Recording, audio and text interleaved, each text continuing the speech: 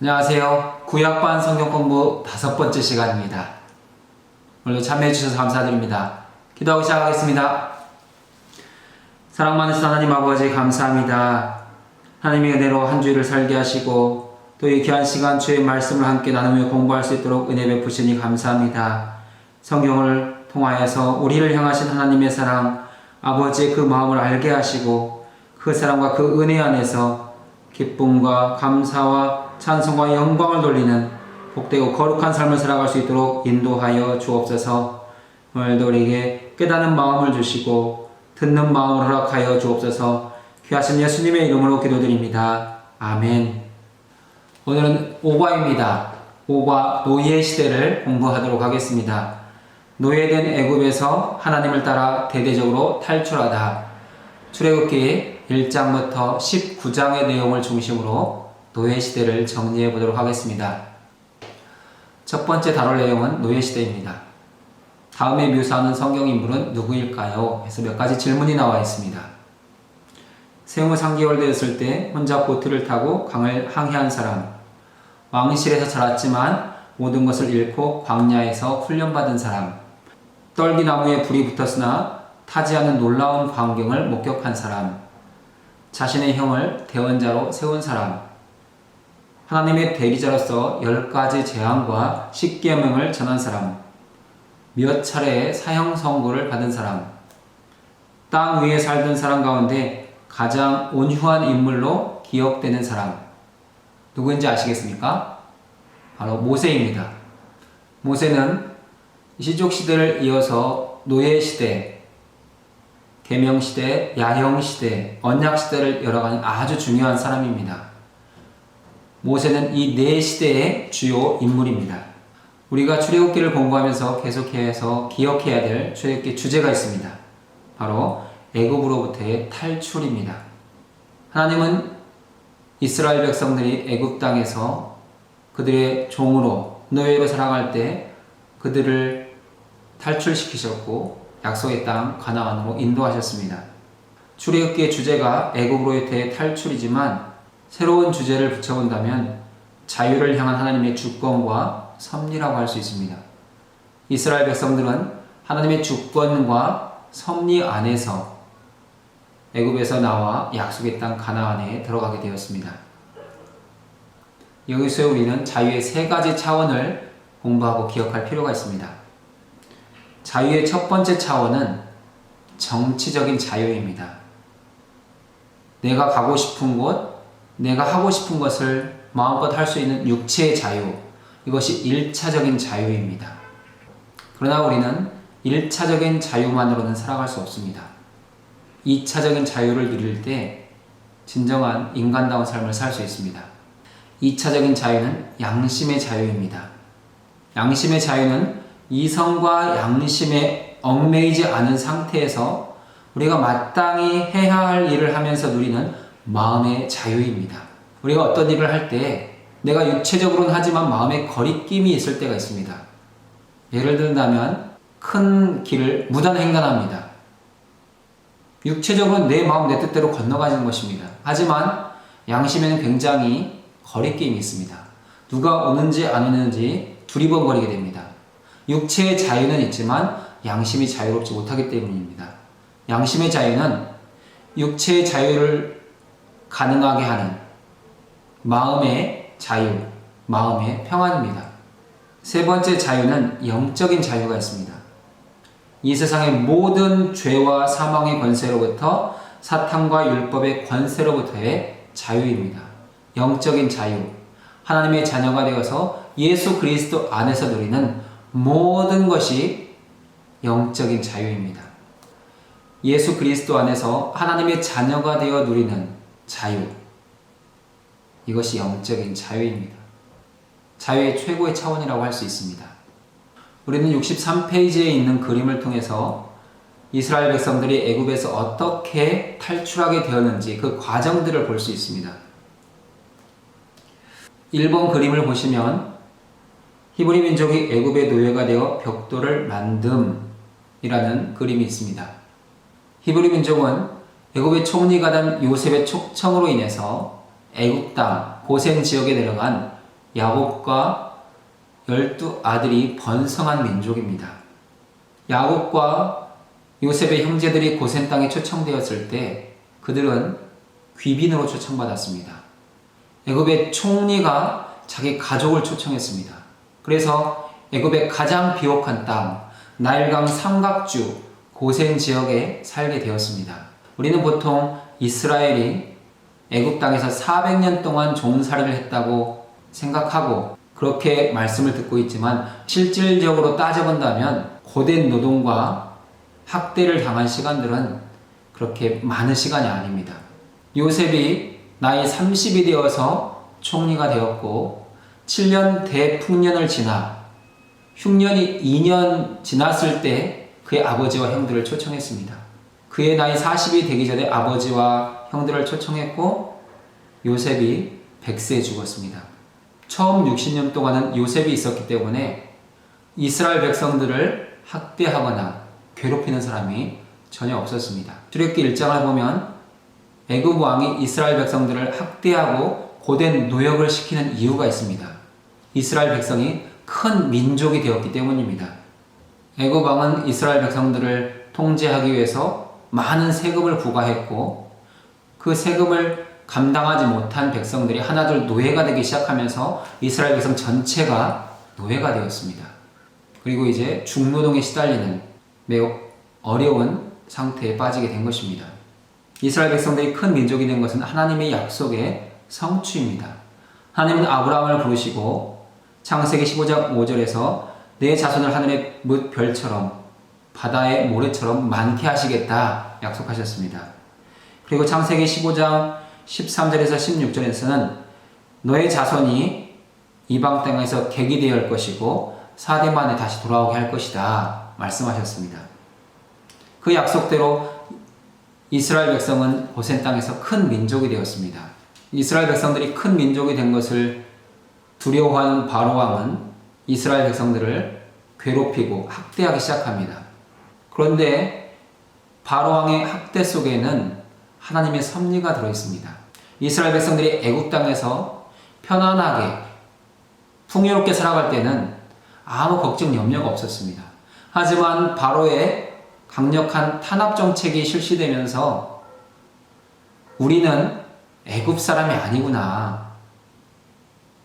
우리는 이스라엘 백성, 히브리인이구나 라는 민족성이 생기기 시작합니다.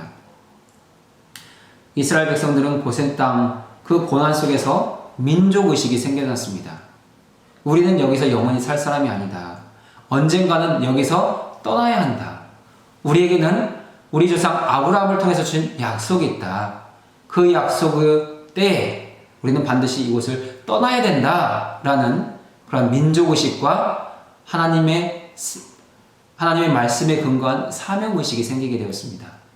오늘 우리 인생에도 고난이 찾아올 때가 있습니다. 고난은 우리를 영적으로 일깨워줍니다. 편안할 때는 모든 것이 다 은혜였고 감사입니다 라는 고백은 있었지만 절실하지 않았습니다. 하지만 고난의 상황에 들어가기 시작하면 절실해지기 시작합니다. 하나님의 은혜, 하나님의 도우심, 하나님의 구원하심을 갈망하게 되고 영적으로 깨어나게 됩니다. 그것이 하나님께서 하나님의 백성을 다루고 가시는 방법입니다. 이번 그림을 보시면 파피루스 상자에 담긴 아기 모세가 나일강을 따라 떠내려감이라는 그림이 있습니다. 이스라엘 백성들이 애굽의 고센 땅에 내려가 살기 시작한 지 320년 정도 되었을 때 모세가 태어났습니다. 이때 바로 왕은 이스라엘 백성들이 큰 민족이 되는 것을 두려워해서 남자아이는 무조건 죽이라는 남자 살해 명령을 내렸습니다. 이 명령을 내린 애굽의 왕은 요셉을 알지 못하는 왕입니다. 요셉은 이미 오래전에 죽었습니다. 그 후에 일어난 새로운 왕조는 매우 포악한 왕조였습니다. 북쪽 지역에서 침입해서 본래 애굽에 살고 있었던 왕조를 무너뜨리고 왕조가 된 신생 왕조입니다. 신생 왕조로서 자신의 국가를 위협할 수 있는 모든 요소들을 제거하려고 했습니다. 그 중에 하나가 이스라엘 백성들, 히브리 민족입니다. 왜냐하면 그들의 왕성한 출산력으로 말미암아서 하나님의 말씀에 근거한 큰 민족을 이름으로 말미암아서 애굽의 큰 위협이 되었기 때문입니다. 당시 고센 지역은 고대 근동 아시아 지역과 아프리카 지역을 연결하는 위치에 있습니다. 만약 고대 근동 지역의 국가들이 침략한다면 아수르나 바벨론 등이 국력을 키워서 혹은 고대 근동의 블레셋이나 암몬이나 모압이 세력을 키워서 침략할 때 고센 지역에 있는 이스라엘 백성들이 합세한다면 애굽에는 큰 위협이 되었습니다. 이것을 사전에 통제하기 위해서 바로는 이스라엘 백성들을 탄압하기 시작한 것입니다. 모세는 갈대 상자에 담겨져서 나일강에 버려졌습니다. 하지만 아무런 정처 없이 버려진 것은 아닙니다. 모세의 어머니 요게벳과 그의 누이 미리암은 모세가 가장 안전하고 살 수 있는 가능성이 있는 곳에 모세를 가져다 놓았습니다. 그것이 애굽왕 바로의 딸이 와서 목욕하는 곳입니다. 요게벳과 미리암은 그곳을 알고 있었고 의도적으로 그곳에 가져다 놓았다고 할 수 있습니다. 그러면 갈대 상자에 담겨져서 나일강에 버려진 모세를 보았을 때 바로의 딸은 왜 모세를 불쌍히 여기고 건져 주었을까요? 역사적 기록을 보면 바로에게는 외동딸이 있었습니다. 다른 아들들이 있었지만 딸은 하나였습니다. 그 딸이 결혼한 지 1년 만에 그 남편이 전쟁에 나가서 전사했습니다. 바로의 딸은 마음에 상심이 있었고 슬픔이 있었습니다. 외로워졌습니다. 그리고 자신의 아버지 바로가 히브리 민족에 대해서 어떠한 정책을 쓰고 있는지도 알고 있었습니다. 마음이 우울하고 상심한 상태에서 히브리 민족의 아이를 보았을 때 그 마음에 불쌍히 여기는 마음이 생겼습니다. 히브리 민족에 대한 안타까운 마음이 생겼습니다. 그래서 모세를 건져주는 것입니다. 세 번째 그림은 모세가 미디안 땅에서 양떼를 돌봄이라고 되어 있습니다. 바로의 딸에 의해서 건짐을 받은 모세는 바로의 궁전에서 자랐습니다.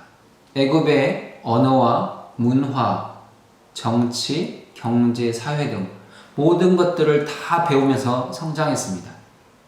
여기서 우리는 한 사람의 성장 과정을 이해할 필요가 있습니다.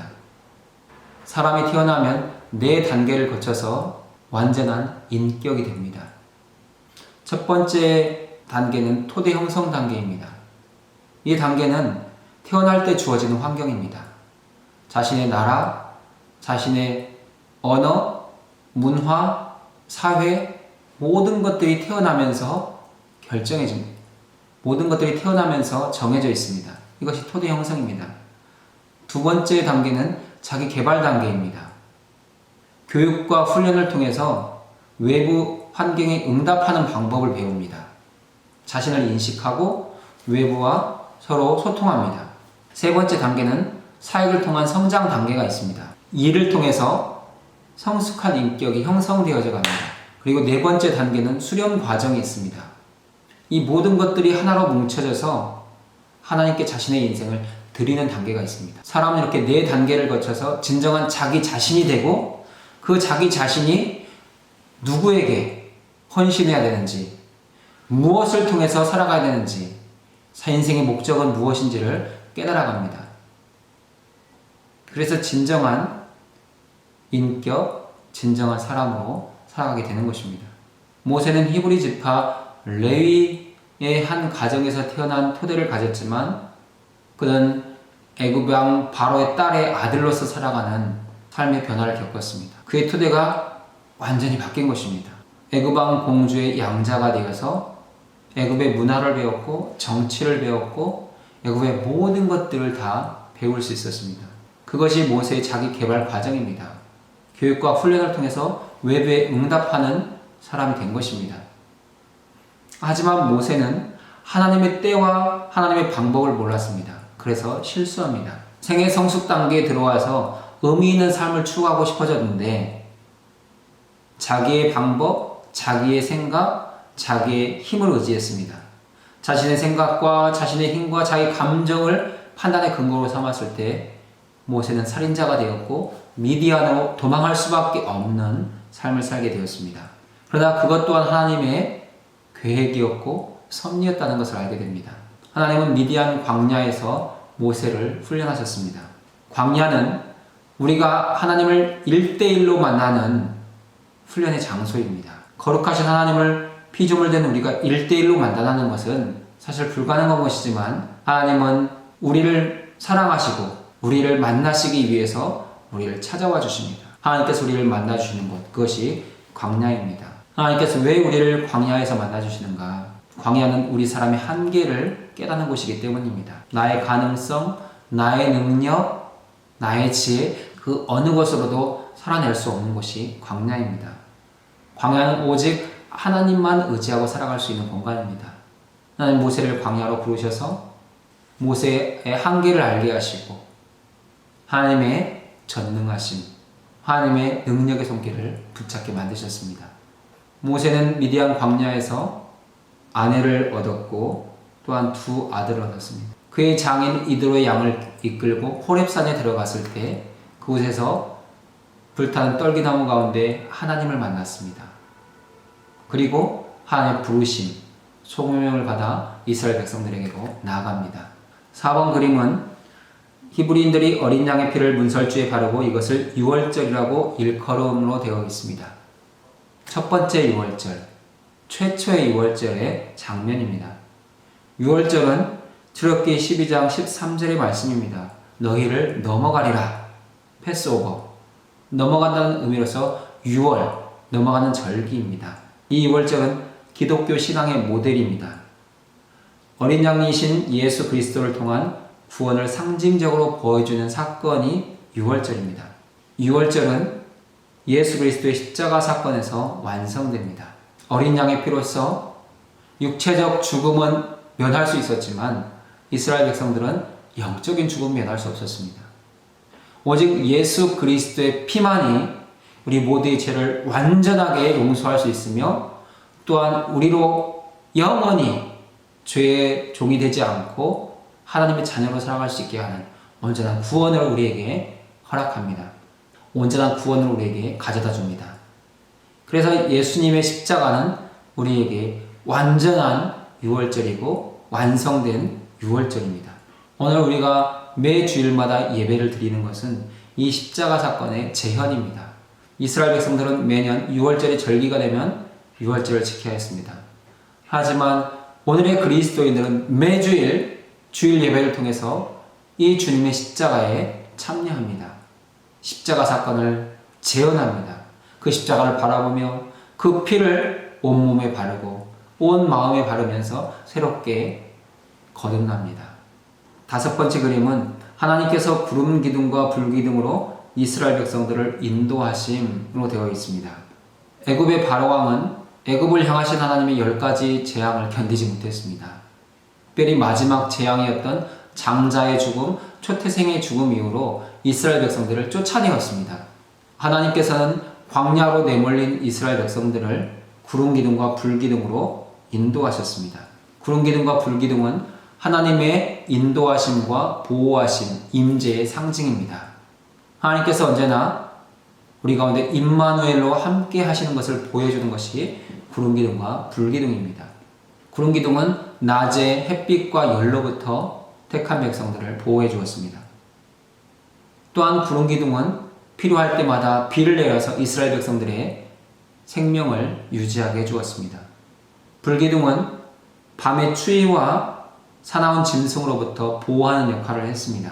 구름기둥과 불기둥은 보호와 생명 유지뿐만 아니라 이스라엘 백성들이 가야 할 때를 알려주었고 가야 할 장소를 지정해 주었습니다. 이스라엘 백성들이 광야 40년을 여행하는 동안에 항상 구름기둥과 불기둥은 동행했습니다. 하지만 이스라엘 백성들은 점차 그 구름기둥과 불기둥을 잊어버립니다. 항상 있는 것으로서 당연하게 생각했습니다. 항상 존재했지만 인식하지 못했습니다. 그래서 하나님의 은혜 안에 살면서 하나님의 기적 안에 살면서도 하나님을 원망하고 하나님을 불평하기 시작합니다. 오늘 우리도 마찬가지입니다. 주님의 은혜로 살아가고 하나님의 인도하심 안에 있지만 내가 하나님의 자녀라는 의식, 내가 하나님의 인도하심을 받고 있다는 생각을 놓치는 순간 우리도 하나님을 원망하게 되고 불평하게 됩니다. 이거 하나님이 해주셔야 되는데 왜 해주시지 않습니까? 이거 도와주셔야지 왜 내버려 줍니까? 하나님 어디 계십니까? 사실 그 순간도 하나님은 우리와 함께 하십니다. 우리가 하나님을 따라가면서 하나님의 구름 기둥과 불 기둥의 인도하심을 받으면서 그 구름 기둥과 불 기둥을 보려고 한다면 볼 수 있고 따라가려고 한다면 따라갈 수 있습니다. 오늘 하나님께서 나를 어떻게 인도해 가시는지, 오늘 나를 향하신 구름 기둥과 불 기둥은 무엇인지를 늘 보기를 사모하시고 갈망하십시오. 그럼 여러분의 눈에 그 구름 기둥과 불 기둥이 보이게 될 것입니다. 6번째 그림은 홍해의 갈라짐입니다. 하나님께서 이스라엘 백성들을 애굽의 바로 왕에게서 탈출하게 하셨습니다. 하나님은 그 이스라엘 백성들을 홍해 앞으로 인도하셨습니다. 이스라엘 백성들 앞에는 홍해 바다가 가로막혀 있습니다. 그런데 이스라엘 백성들이 홍해길로 들어갔다는 소식을 바로 왕이 듣고 바로 추격해 옵니다. 앞에는 홍해가 막혀 있고 뒤에는 바로의 군대가 있습니다. 오고 가지 앞으로 갈 수도 없고 뒤로 물러설 수도 없는 상황입니다. 이스라엘 백성들은 두려움을 느꼈고 모세와 아론을 원망하기 시작합니다. 이러한 위기 순간은 우리에게도 올 수 있습니다. 앞일이 막막하고 뒤로 물러설 수 없는 상황. 그때 우리는 어떻게 해야 될까요? 모세는 하나님 앞에 나가 기도했습니다. 그리고 하나님의 음성을 들었습니다. 하나님이 지시하는 방법대로 하나님의 지팡이를 잡고 홍해 바다를 향해서 내밀었습니다. 하나님을 신뢰하고 앞으로 나아갔습니다. 바로 그때 홍해는 갈라졌습니다. 오늘 우리 인생도 마찬가지입니다. 우리가 앞으로도 갈 수 없고 뒤로도 갈 수 없을 때 위는 항상 열려 있다는 것을 기억하셔야 됩니다. 하나님께 나가서 기도하고 하나님의 지시하심을 듣고 하나님의 말씀대로 따라 순종할 때 우리 앞에 있는 홍해는 열리게 되어 있습니다. 그러면 하나님은 왜 이스라엘 백성들에게 홍해를 건너게 하셨을까요? 더 안전한 길도 있는데 하나님께서 홍해로 인도하신 이유가 있습니다. 첫 번째는 자신들의 생명을 포함해서 모든 것을 내려놓도록 하시기 위해서입니다. 앞에는 홍해가 있고 뒤에는 바로 군대가 있는 상황 속에서 그 어느 것도 도움이 되지 않습니다. 그럴 때는 다 내려놓아야 됩니다. 다 내려놓고 하나님을 바라보십시오. 하나님, 내 힘으로도 안 됩니다. 내 지혜로도 안 됩니다. 내 물질로도, 내 관계로도 안 됩니다. 하나님만 하실 수 있습니다. 하나님은 이스라엘 백성들에게 모든 가능성을 내려놓게 하셨습니다. 하나님께서 이스라엘 백성들을 홍해 앞으로 인도하신 두 번째 이유는 애굽과의 분리입니다. 이스라엘 백성들이 홍해를 건너면서 애굽과는 완전히 분리되었습니다. 홍해를 건너기 전에는 애굽에 사로잡힐 수도 있고 다시 돌아갈 가능성도 있습니다.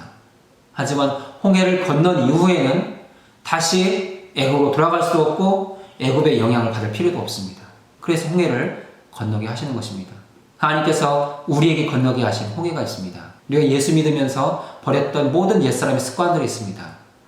하나님께서 그렇게 하신 이유는 다시 그 일로 돌아가지 말라는 것입니다. 그리고 다시 그 유혹을 받지 말라는 것입니다. 여러분이 건너온 홍해가 무엇인지를 생각해 보십시오. 그리고 그 홍해를 다시 건너기 위해서 다리를 놓지 마시기 바랍니다. 그러면 우리는 거룩한 하나님의 자녀로 살아갈 수 있습니다.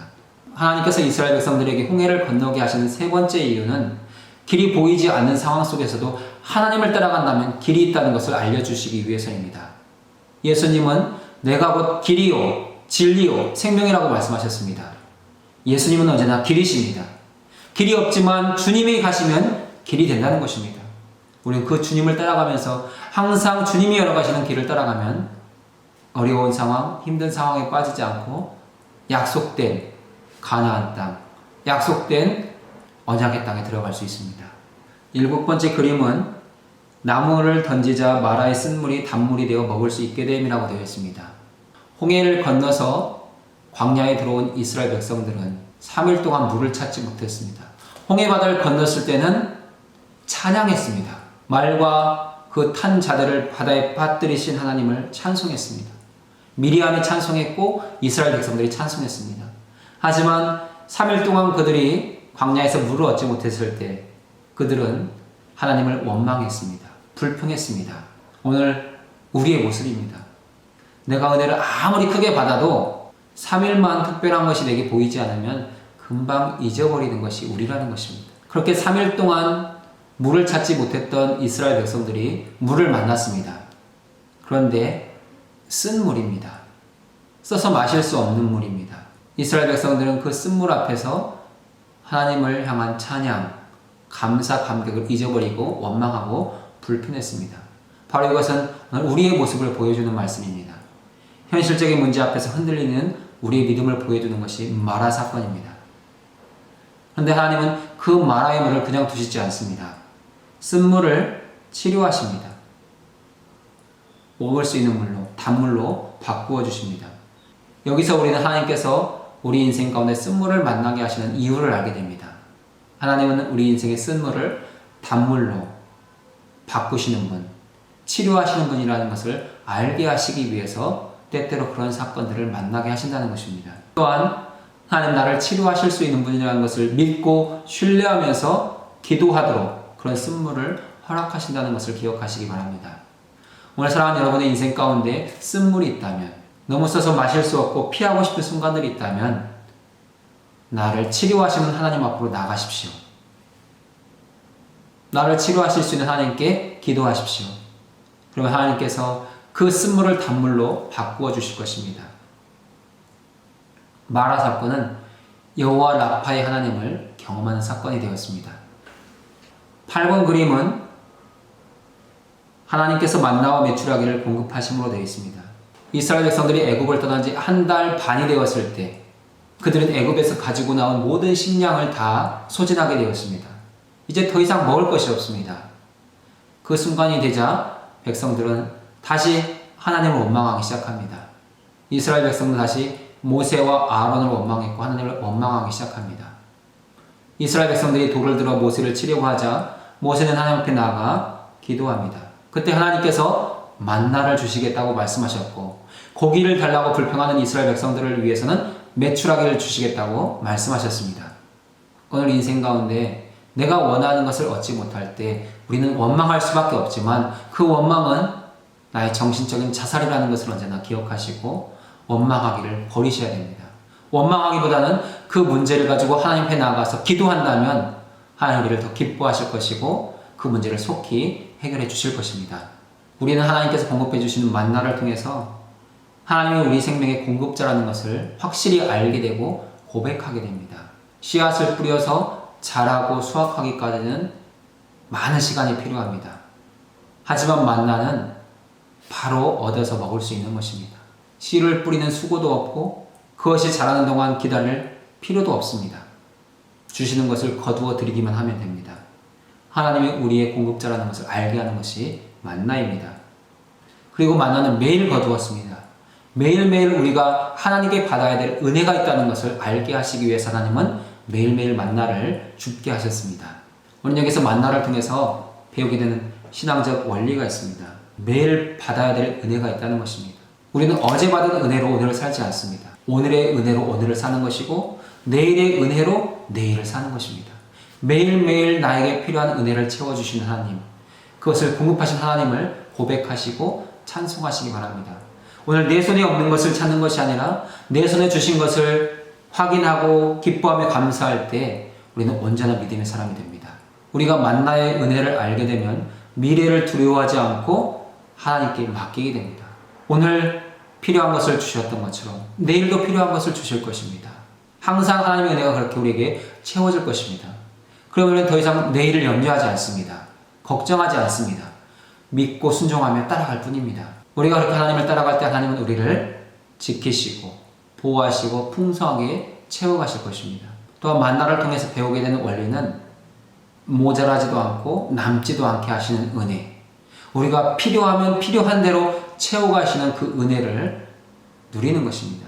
만나를 거두어들 때 욕심을 내어서 많이 거두어들인 사람들은 그것이 부패하고 벌레가 나는 것을 보았습니다. 그러나 적게 거두었다고 해서 굶주리지 않았습니다. 만나는 모든 사람들의 필요한 양, 그들이 써야 될 모든 것들에 충분하게 공급되었습니다. 만나는 욕심으로부터 우리를 자유하게 하고 모자람으로부터 우리를 자유하게 합니다. 오늘 사랑하는 여러분 가운데 주신 이 만나의 은혜, 매일매일 필요한 대로 채워가시는 그 하나님의 은혜를 누려가는 우리 모두가 되었으면 좋겠습니다.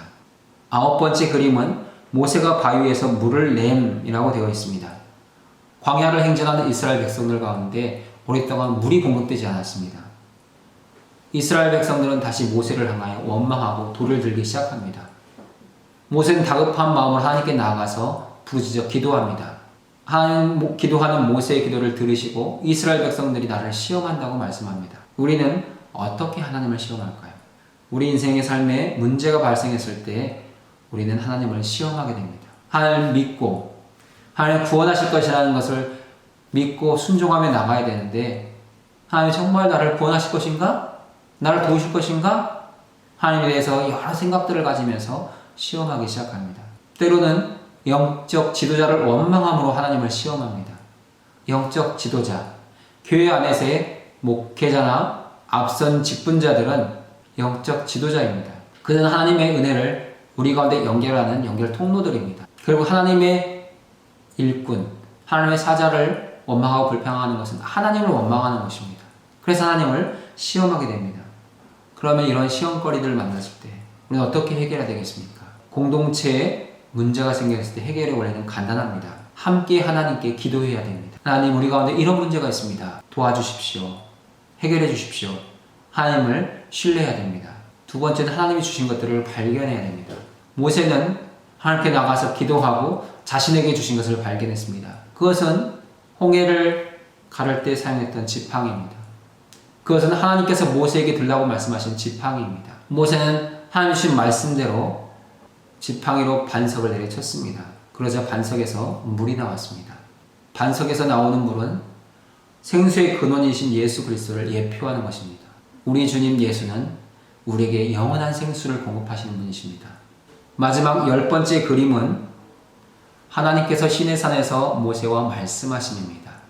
하나님께서 시내산에 도착한 이스라엘 백성들을 시내산 아래에 머물게 하시고 모세는 시내산 위로 부르셨습니다. 그리고 40일 동안 모세와 대면하시면서 이스라엘 백성들에게 말씀, 언약을 주셨습니다. 하나님께서 모세에게 주신 언약은 이스라엘 민족의 정체성입니다. 그 언약을 받은 이스라엘 백성들은 우리는 하나님의 언약의 백성이다. 하나님의 약속을 가진 백성이라는 이 정체성을 가지고 살게 되었습니다. 하나님께서 모세를 통해서 이스라엘 백성들에게 언약을 주신 목적은 출애굽기 19장 5절과 6절에 나와 있습니다. 너희는 내 백성으로서 제사장 나라 거룩한 백성을 만들기 위함이다 라고 되어 있습니다. 하나님은 우리를 교회가 되게 하시고 하나님의 자녀로 살게 하신 이유도 동일합니다. 하나님의 자녀, 하나님의 백성이 되어서 제사장 나라 거룩한 백성으로 살도록 하시기 위함입니다. 그러면 우리가 하나님의 백성이 되어서 제사장 나라 거룩한 백성이 되기 위해 어떻게 살아가야 될까요? 과거에 받은 은혜를 항상 기억해야 됩니다. 여러분이 예수 그리스도를 믿게 되었을 때부터 오늘 이르기까지 주신 은혜들, 그 은혜를 항상 기억하면 내가 하나님의 자녀라는 고백, 제사장 나라 거룩한 백성이라는 의식을 잃지 않습니다. 그리고 항상 내가 누구인지를 기억해야 됩니다. 예수 그리스도의 십자가 안에서 구원받은 하나님의 자녀라는 의식이 항상 있어야 합니다. 내가 하나님께 받은 사명을 알고 감당해야 합니다. 64페이지에 보면 두 번째 내용이 나와 있습니다. 하나님의 유머. 하나님은 유머 감각이 있는 분이십니다. 애굽왕 바로가 히브리인들을 노예로 삼고 히브리 민족의 남자 아이들을 살해하기 시작했을 때 하나님께서 바로를 다루시는 방법을 생각해 보면 그렇다는 것입니다. 그래서 그 내용으로 모세의 어머니 요게벳이 모세를 더 이상 키울 수 없는 시점이 되었을 때 모세를 갈대 상자에 넣어서 나일강에 떠나보내고 모세의 누이 미리암은 그 갈대 상자가 어떻게 되는지 살펴보고 있다가 바로의 딸이 그 상자를 건졌을 때 달려가서 내가 당신과 이 아이를 위해서 유물을 구해와도 되겠습니까? 라고 묻고 허락을 받습니다. 그래서 모세의 어머니 요게벳은 바로의 딸에게 돈을 받으면서 그 아이를 양육합니다. 이것이 유머라는 것입니다. 두 번째 유머는 땅의 주권자로서 애굽을 통치하고 이스라엘 백성들을 학대하던 바로와 하늘의 주권자이신 하나님의 대결입니다. 땅의 주권자 바로는 하나님의 주권을 방해하려 했습니다. 하지만 언제나 하나님이 웃으셨습니다. 10가지 재앙을 통해서 하나님은 바로의 주권을 깨뜨리셨습니다. 이것이 두 번째 유머라는 것입니다. 하나님은 모세를 바로의 궁전에 보내셔서 바로의 비용을 통해서 모세를 양육하게 하셨습니다. 40년 동안 바로의 궁전에서 모세는 먹고 마시고 배우고 자랐습니다. 모세는 바로의 궁정에서 40년 동안 훈련을 받고 살인을 저지른 후 미디안 광야에서 또한 40년 동안 훈련받았습니다. 그리고 80세가 되어서 바로 왕에게 다시 돌아와 이스라엘 백성들, 히브리인들을 구출하게 됩니다. 우리는 여기서 하나님께서 하나님의 일을 하실 때 준비된 사람들을 쓰신다는 것을 배우게 됩니다. 모세의 경우에 40년 동안 이스라엘 백성들의 지도자로 쓰임받기 위해서 80년 동안 훈련받았습니다. 노아는 500세 되던 해에 부름받아서 100년 가까이 방주를 짓고 노아는 500세에 부름받아 하나님께 100년 가까이 쓰임받았습니다. 예수님은 30년 동안 아버지의 집에서 살다가 3년 동안 공생의 사역을 하셨습니다.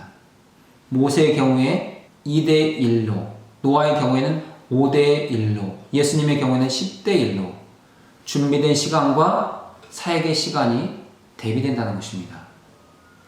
하나님의 일정에 따라서 제대로 훈련받은 사람은 단시간 내에 더 많은 것들을 이룰 수 있습니다. 사랑하는 여러분이 오늘까지 훈련받은 내용들이 있습니다. 그 훈련은 하나님이 쓰시려는 목적으로 우리를 훈련하셨다는 것입니다. 내가 어떤 훈련을 받았고 지금 이 자리에 있다면 어떻게 나를 쓰실 것인가를 늘 기대하시고 하나님 나를 부르실 때 기쁨으로 응답하실 수 있길 바랍니다. 세 번째 내용은 결정적 사건입니다. 10가지 재앙을 통해서 이스라엘 백성들을 출애굽시키신 하나님의 이적, 기적의 이야기입니다. 하나님이 행하시는 이적, 기적은 하나님 편에서는 아주 자연스러운 것입니다. 하지만 우리 사람이 보기에는 놀라운 사건입니다. 그래서 이적이라고 말하고 기적이라고 말합니다. 이 기적이 부정적인 모습으로 나타날 때는 재앙입니다. 또한 여기서 우리가 구별해야 될 것이 있는데 이러한 기적이 하나님의 말씀에 이러한 기적이 하나님의 말씀과 함께 나타나면 표적이라고 말할 수 있습니다. 하지만 하나님의 말씀이 없이 사람이 가진 혼적인 요소를 사용한 능력들이 있습니다. 자기의 능력과 술수를 사용하는 것입니다. 그런 것들을 요술이라고 합니다. 바로 왕이 다스리는 애굽은 다신교의 나라였습니다. 하나님은 10가지 재앙을 통해서 애굽의 신 하나하나를 깨뜨리셨습니다. 애굽 백성들과 바로 왕이 섬기는 그 신들이 참신이 아닌 것을 그들로 알게 하셨고 직접 보여주신 것입니다. 10가지 재앙은 하나님과 우상 사이의 영적 전쟁이라고도 할 수 있습니다. 언제나 승리자는 하나님이셨습니다. 이 재앙의 목적은 이스라엘 백성들을 출애굽시키는 것입니다. 하나님 계속해서 말씀하십니다. 내 백성을 내보내라. 내 백성을 보내라. 히브리 민족, 이스라엘 백성들은 내 백성이다 라고 말씀하십니다. 감사하게도 하나님은 히브리 민족, 그 강을 건너온 사람들을 내 백성이라고 부르기를 싫어하지 않으셨습니다. 오늘 우리를 향해서도 너는 내 아들이다, 너는 내 딸이다 라고 말씀하는 것을 부끄러워하지 않으신다는 것입니다. 사랑하는 여러분도 어느 곳 어느 자리에서든지 하나님을 아버지라고 부르기를 부끄러워하지 마시기 바랍니다.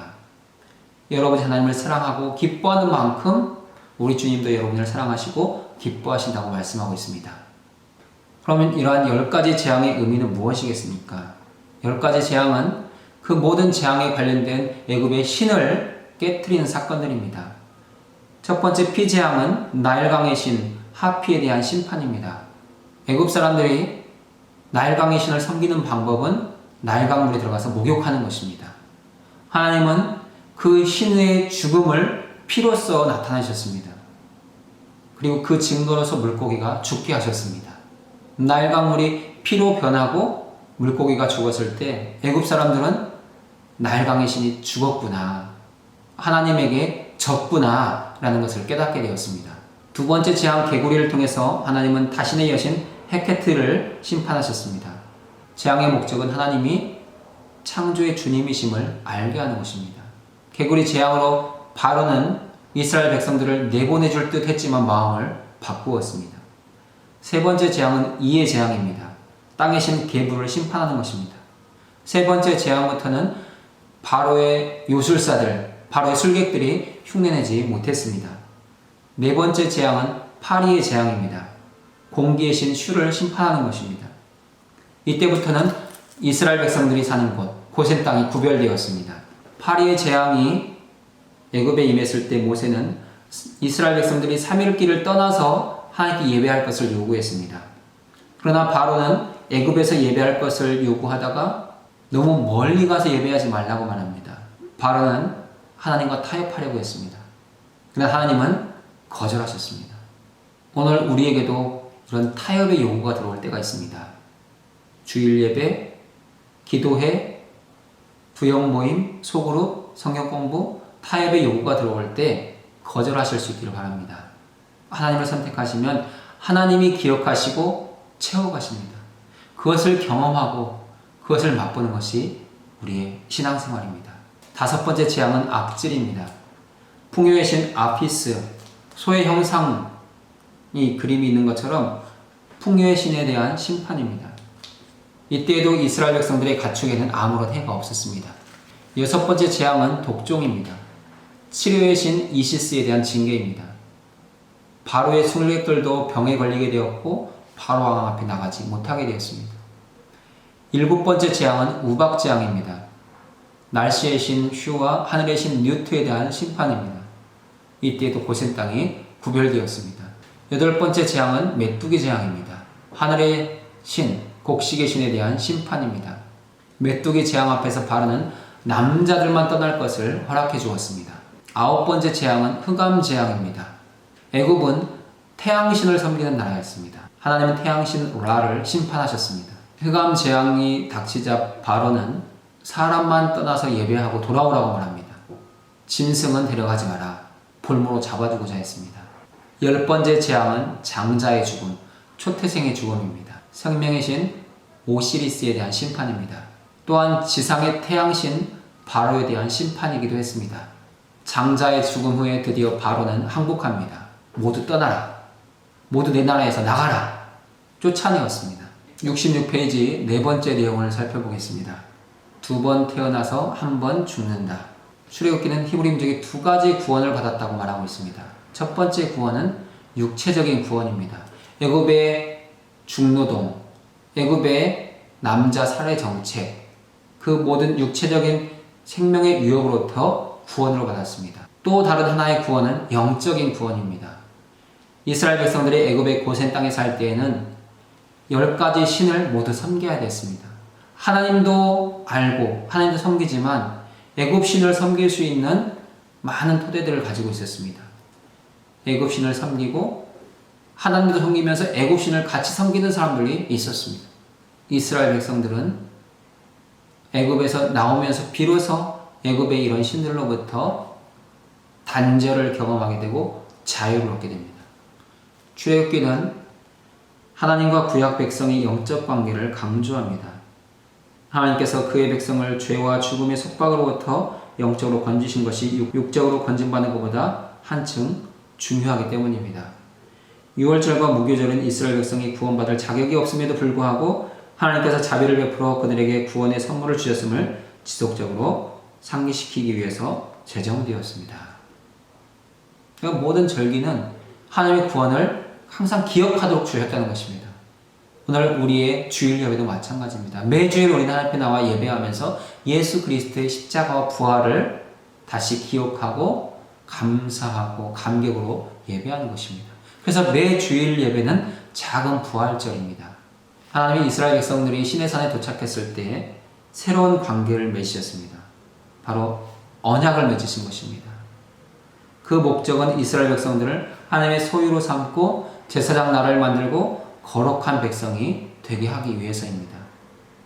이스라엘 백성들이 육체적으로 태어나고 영적으로 태어났듯이 우리 역시 육체적으로 태어났고 예수 그리스도를 믿음으로 말미암아서 영적으로 태어났습니다.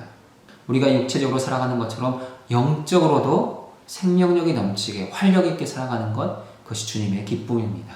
67페이지 다섯 번째 내용은 홍해는 얼마나 갈라졌을까입니다.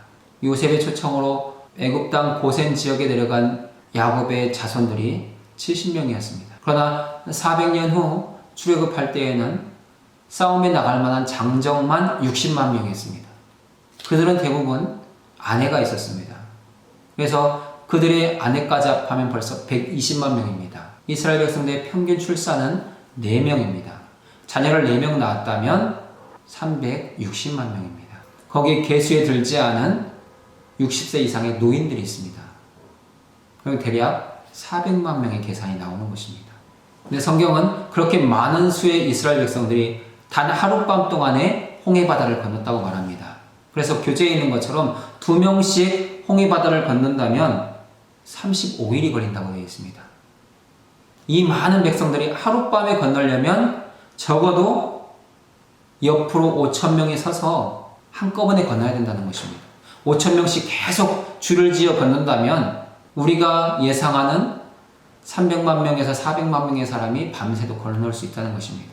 5,000명이 일렬로 건너려면 적어도 3, 4km, 5km는 바다가 열려야 됩니다. 사실 교재에 있는 것처럼 5,000명씩 종대로 홍해를 건너서 그 최소한 폭이 9km였다 라는 것들을 우리가 쉽게 이해하기는 좀 어렵습니다. 바다가 9km나 갈라졌을까? 하나님께 생각하신 일이니 그럴 수도 있겠지만 또 숫자를 조금 더 줄여본다면 그 정도는 필요하지 않을 수도 있습니다. 근데 중요한 건 이게 아니죠. 중요한 건 하나님께서 이스라엘 백성들을 구원하시기 위해서 홍해바다를 가르셨다는 것입니다. 하나님의 전능하심, 하나님의 주권을 믿는 것입니다. 그리고 그 하나님을 바라볼 때 우리 인생의 홍해도 갈라지게 되어 있습니다. 마지막 6번째 내용은 선택의 갈림길입니다. 하나님 우리의 인생 가운데 언제나 은혜를 부어주시고 놀라운 이적을 행하고 계십니다. 하나님께서 행하시는 이적이 너무나 당연한 것이고 늘 경험하는 것이어서 우리는 그것을 감사로 고백하지 못하고 또한 기뻐하지 못할 때도 많습니다. 때로는 당연한 은혜 안에 살면서도 그것을 원망하고 불평할 때도 있습니다. 오늘 마지막 내용은 하나님의 은혜로 살아가는 우리가 원망과 불평을 선택할 것인가, 감사와 찬송과 예배를 선택할 것인가, 무엇을 선택할 것인가 결정해야 된다는 것입니다. 오늘 우리가 하나님의 은혜 안에 살아가는 것, 당연한 것 아닙니다. 시시한 것 아닙니다. 크고 놀라운 것입니다. 우리가 매일 눈을 뜨고 하루를 살아가는 것, 하루의 일과를 이루어가는 것, 이 모든 것들은 다 하나님의 은혜이고 이 작은 것 하나하나를 우리가 감사하고 감격할 때 우리 인생은 더 기쁨과 감사가 충만한 행복한 인생이 될 수 있습니다. 하나님이 공급하고자 하시는 영적인 것들을 떠나서 우리가 육체적인 것만을 갈망한다면 하나님의 백성이 맛보는 기쁨과 행복은 알지 못하게 될 것입니다. 우리의 인생은 광야와도 같습니다. 하나님 우리에게 이런 인생 광야를 주신 것은 우리를 훈련하시고 믿음의 사람으로 만들기 위해서입니다. 하나님은 우리의 인생 광야 속에서 모든 물질적인 필요를 채우셨습니다. 그것은 영적인 필요도 채우는 분이 하나님이심을 고백하도록 하기 위해서입니다. 하나님이 나의 인생의 공급자이시오 내 필요를 채워가시는 분이라는 것, 그것을 늘 고백하시고 감사하실 수 있기 바랍니다. 오늘 우리가 나눈 내용을 전체적으로 정리해보면 광야는 훈련의 장소, 순종 훈련을 해야 된다는 것입니다. 하나님 물질적인 필요를 채우심으로 영적인 필요도 채워주신다는 것입니다. 또한 택한 백성을 끝까지 돌보시고 끝까지 책임져 주시고 사랑해 주신다는 것입니다. 하나님은 오늘 우리 모두를 내 백성, 내 아들, 내 딸이라고 말씀하고 있습니다. 하나님께서 이스라엘 백성들을 출애굽시키시고 광야 여정 속에서 원하셨던 것은 한 가지입니다. 내 말에 순종해라. 내 뜻에 순종해라. 그러면 내가 너희 생명의 공급자요, 주권자요, 돌보는 자요, 너희의 지키시는 자요, 너희의 피난처인 것을 알게 될 것이다. 사랑하는 여러분, 여러분의 인생 속에서 늘 하나님을 선택하는 그 은혜가 함께 하실 수 있기를 바랍니다. 오늘 이렇게 오과의 내용, 노예 시대를 다루어 보았습니다. 다음 시간에는 육과 계명 시대를 살펴보겠습니다. 교재 읽어 보시고 참여하시기 바랍니다. 기도하고 마치겠습니다. 사랑 많으신 하나님 아버지 감사합니다. 오늘 노예 시대를 통하여서 우리를 향하신 하나님의 뜻을 깨닫게 하시니 감사합니다. 하나님 언제나 우리를 구원하시는 분이시고 우리를 사랑하시는 분이시고 우리의 모든 필요를 채우시는 분이십니다. 오직 우리가 할 것은 하나님의 공급하심을 믿고 순종하며 어렵고 힘든 일을 만날 때마다 기도하는 것이라고 말씀하셨으니 늘 기도를 통해서 주님을 만나게 하시고 주님의 말씀을 듣게 하시고 주시는 말씀에 순종함으로 더욱더 놀라운 구원의 일들을 맛보고 경험하는 하나님의 백성, 하나님의 자녀가 될 수 있도록 인도하여 주옵소서. 귀하신 예수님의 이름으로 기도드립니다. 아멘. 수고하셨습니다.